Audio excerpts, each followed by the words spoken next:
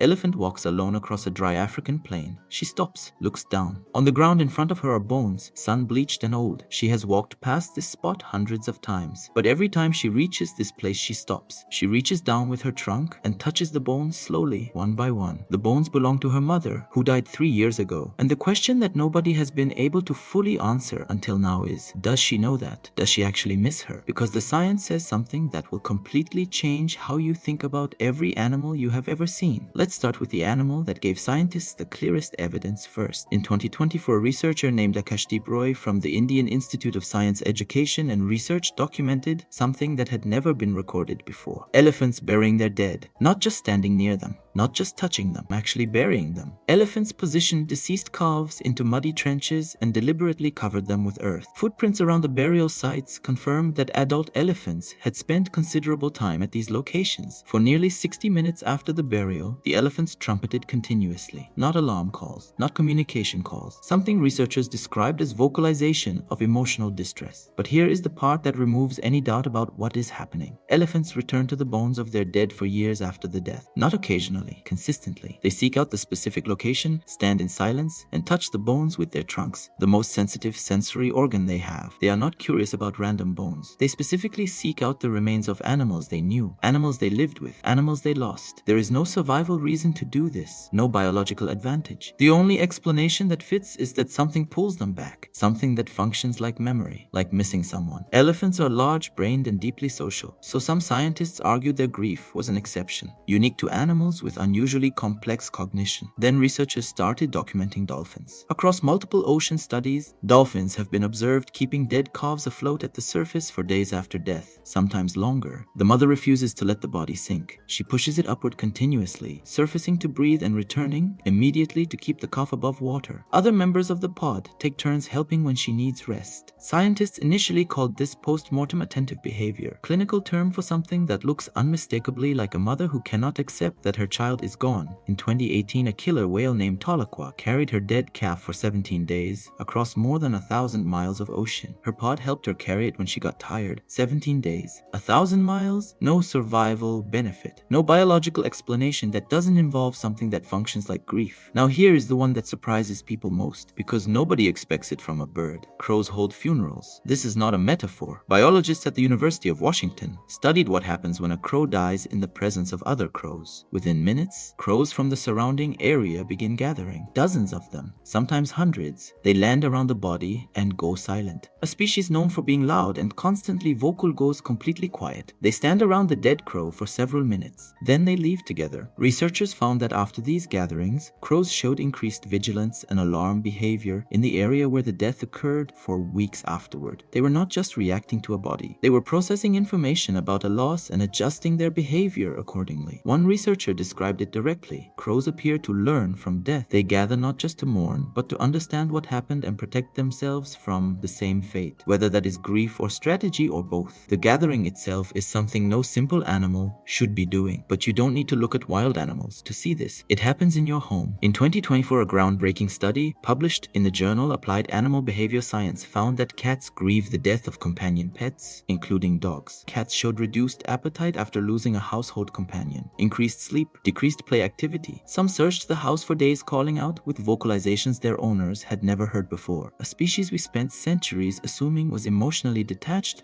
was showing measurable behavioral grief responses to the loss of an animal it lived with. Dogs show similar patterns. Dogs who lose a companion animal in the same household show changes in eating, sleeping, and activity levels that mirror what happens in dogs diagnosed with depression. They search, they wait, they return to the places where their companion used to sleep. They sniff the bed, they lay down in it, they get up and search again. They are looking for someone who is not coming back, and on some level, they seem to know it. In 2011, a gorilla named Gunnar at the Mamminster Zoo in Germany lost her 3-month-old son Claudio. For 4 days, she carried his body through the enclosure. She groomed him. She nudged him, trying to wake him. She held him against her chest, the way she had when he was alive. Other gorillas in the enclosure kept their distance, not because they were indifferent, because grief in gorilla communities is understood as something private, something belonging to the one who lost. On the 4th day, she set him down gently and walked away. Zoo staff and visitors who witnessed it described the moment of her walking away as one of the most difficult things they had ever seen. Not because it was dramatic, because it wasn't. She didn't cry out. She didn't look back. She simply set him down when she she was ready and moved forward the only way any creature can. Whether Ghana understood death the way humans understand it, we cannot know, but she understood loss, and she carried it for exactly as long as she needed to. So here is what the science actually tells us. Elephants return to the bones of their dead for years, touching them in silence with the most sensitive part of their body. Dolphins carry their dead for days across open ocean, refusing to let go. Crows gather in silence around their fallen and change their behavior for weeks after. Cats search empty houses, calling out for companions who will never answer. And a gorilla carried her son for 4 days before she was ready to put him down. Do animals miss their dead friends? The honest answer is that we cannot get inside what they feel. We can only watch what they do, and what they do across species, across continents,